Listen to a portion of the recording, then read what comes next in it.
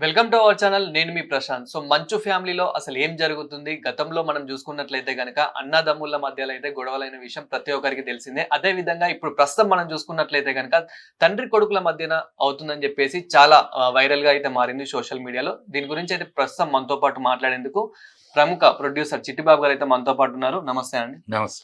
అసలు ఈ 'మంచు ఫ్యామిలీలో' ఏమవుతుంది? గతంలో మనం చూసుకున్నట్లయితే గనక చాలా గొడవలనేటివి చూసాము. మధ్యలో చాలా కామ్‌గా, మంచిగా, బ్రహ్మాండంగా ఉన్నారు. మరి ఇప్పుడు మళ్ళీ 'మంచు మోహన్ బాబు' గారికి, అదే విధంగా 'మంచు మనోజ్‌కి' సో వీళ్ళిద్దరి మధ్యలో నన్నింకా చాలా కొట్టాడని చెప్పేసి గూడా ఇలా చాలా వైరల్ ఇనిపిస్తున్నాయి. అసలు ఇంతకి నిజంగానే కొట్టుకున్నారా? అసలేం జరిగింది? కొట్టుకుంటాం కదమ్మా, కొట్టాడు. కొట్టుకుంటాం అంటే ఇద్దరు కొట్టుకున్నట్టు. ఓకే. ఇక్కడ కొట్టుకుంటాం లేదు. కొట్టాడు. మోహన్ బాబు కొడితే తప్పేంది? కొడుకుని కొట్టాడు. కొడుకు తప్పు మాట్లాడుతున్నాడు, తప్పు చేస్తున్నాడు, తప్పు దారిలో ఉన్నాడు. కొట్టాడు.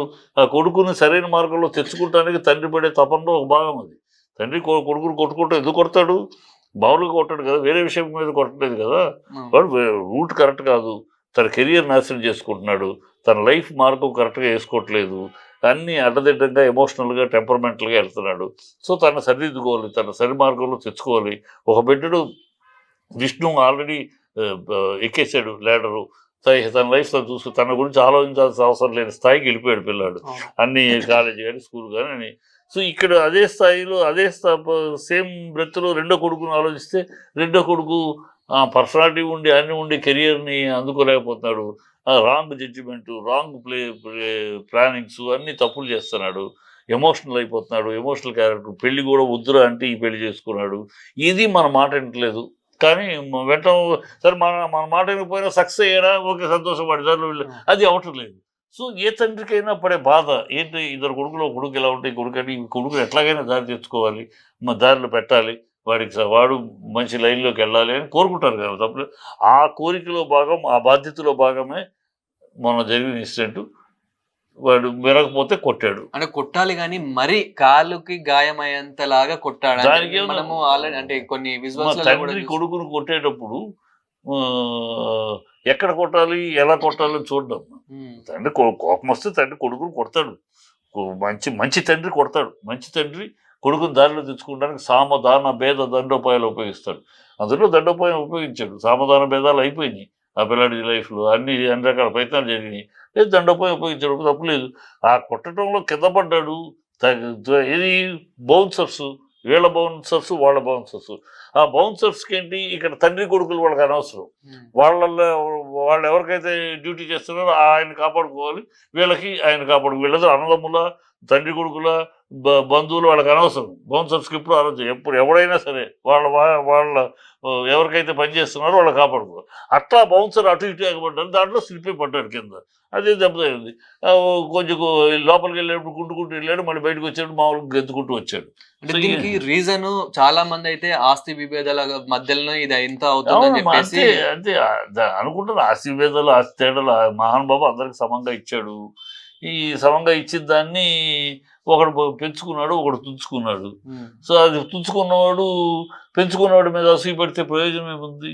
అది జరుగుతున్న విషయం ఇక్కడ. హ్మ్. ఆ పేరు మోహన్ బాబు తనకిచ్చింది తను పెంచుకోలేకపోయాడు. అక్కడ విష్ణు పెంచుకున్నాడు. కనుక అది పెరిగింది, నా చెట్టు ఇక్కడే ఉంది, తన చెట్టు మహావృక్షం అయిందని ఏడిస్తే ఎట్లా లాభం? దానికి సరైన ఎరువు పెట్టాలి, నీళ్లు పెట్టాలి. అయితే నీ చెట్టు పెరుగుద్ది. అది నువ్వు చేయలేకపోతివి.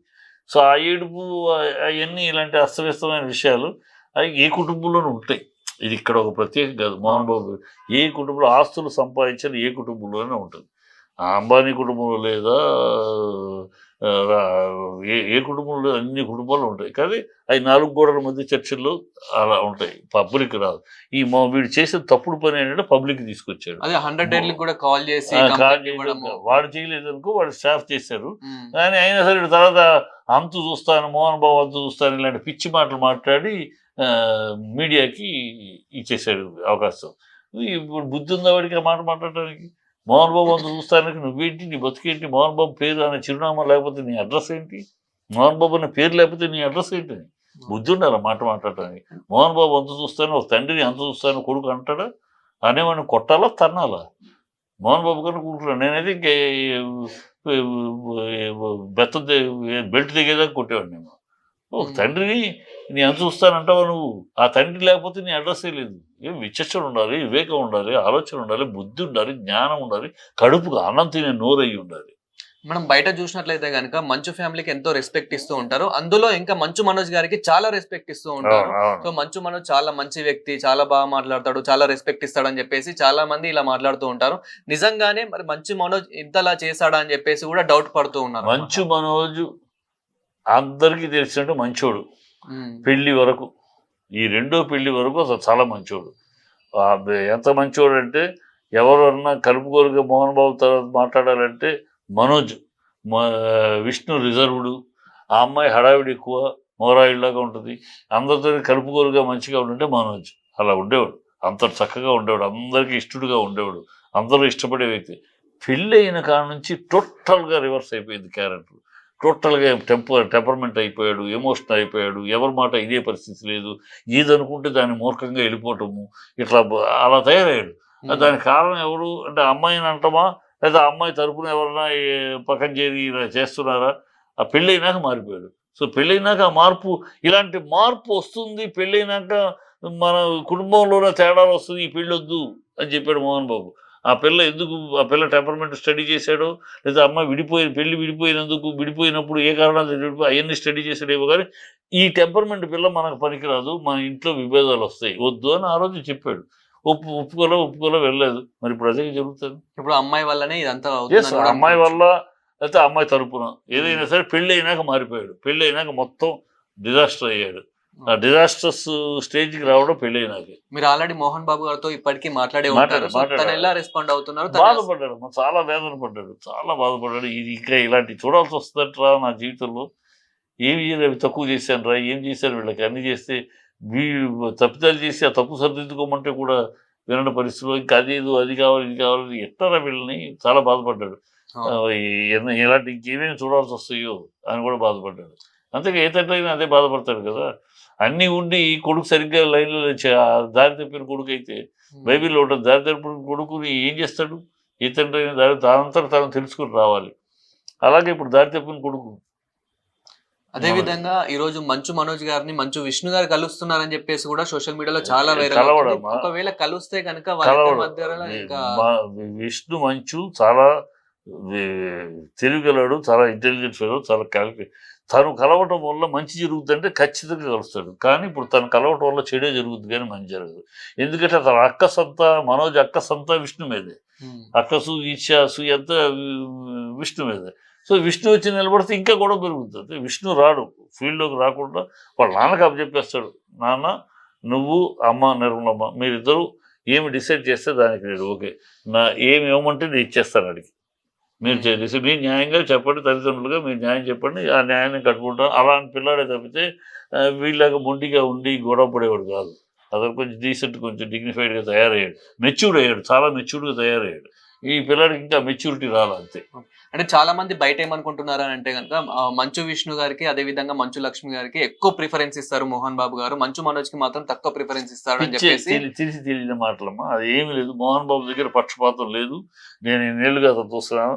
ఆఖరికి తన దగ్గర పనిచేసే స్టాఫ్లో కూడా మా పక్షపాతం చూపించడు. తన పర్సనల్ స్టాఫ్, మిగతా స్టాఫ్ షూటింగ్లో తన పర్సనల్ స్టాఫ్కి ఏం అందుద్దో అదే మిగతా స్టాఫ్కి అందుద్ది. సాధారణంగా ఏంటంటే హీరో ప్రొడ్యూసర్ తన పర్సనల్ స్టాఫ్ కొంచెం స్పెషల్గా ఉంటారు, మిగతా స్టాఫ్ మామూలుగా ఉంటుంది. కానీ తన దగ్గర తన పర్సనల్ స్టాఫ్ ఏమి అందుద్దో, వాళ్ళు ఏమి తింటారో, వాళ్ళు ఏమి తాగుతారో, వాళ్ళు ఎలాంటి బెనిఫిట్స్ పొందుతారో అన్నీ మిగతా వాళ్ళు కూడా, మామూలు చిన్న ఆర్టిస్టు స్టాఫ్ అయినా కూడా అంతే. అలాగే పక్షపాతం లేకుండా ఉంటుంది. సో కేవలం టెక్నీషియన్స్ వాళ్ళలోనే పక్షపాతం లేకుండా చూసి మోహన్ బాబు సంతానం విషయంలో చూస్తాడు, పచ్చి తెలియని వాడు వాగే బాగా. సో ఓవరాల్ గా మనం మాట్లాడుకుంటే గనక నిజంగానే మంచు మనోజ్ గారికి ఆ గాయాలు అనేటివి అయ్యాయి అంటే కాలు మరి కుంటే అంతా నిజంగానే కొట్టారా?